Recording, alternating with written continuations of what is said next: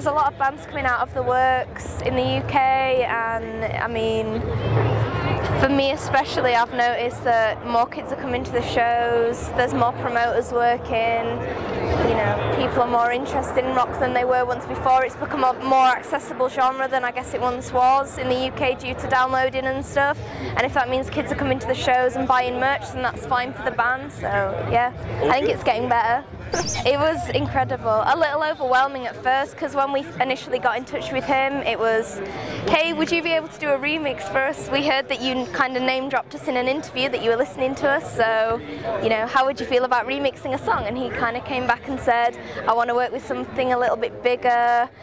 Who's doing your next album? And at the time we hadn't even thought about that, so we kind of said, yeah, if you're interested, then we'll do that. And then it took us like 3 months to write the album. We wrote it, just went over and did it with him, and it was just amazing. It was, I mean, we'd never really worked with a producer before, and especially not one, you know, as kind of esteemed as Diplo, and it was kind of like he'd never worked with a rock band before, we'd never worked with a producer before, so it was kind of like learning off each other, and ideas were just bouncing backwards and forwards, and it was just an amazing experience for us to do. We wrote everything before we went out, and we just kind of played it back to him, and then he came back and said, you know, I mean, nothing was really changed from what we'd written, but it was just like more about him making us feel comfortable in the studio, giving his feedback. I think he had a lot more of an influence on the vocals than he did the actual instruments, and he sat in with me while I was singing and screaming, and kind of,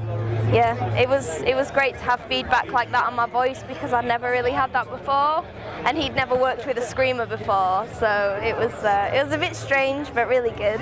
People always kind of come up to me and say, I didn't expect you to be that small, or I didn't expect your voice to be so kind of not, I mean, and I don't really consider myself kind of a very heavy metal kind of person. I'm quite feminine, I'm quite girly, and I don't think I'll ever get tattoos or heavy piercings or dye my hair or anything like that, because it's just not me. But I guess the voice is just something that I kind of worked on, and it just came quite naturally in the end. So, I mean, we're not as busy this summer as we were last, but hopefully in the second half of the year we're going to be travelling to the rest of the world and doing a lot of other stuff that we've not done before.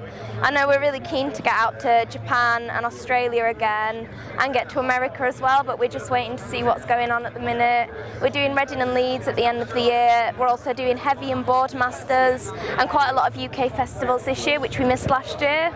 I run a little company called Night of the Living Thread that I've had a little bit of press about, but yeah, that's what kind of keeps me sane, and that's what I do when I'm at home, because it just kind of chills me out, and I love doing it as well. So that's my hobby other than band that I do.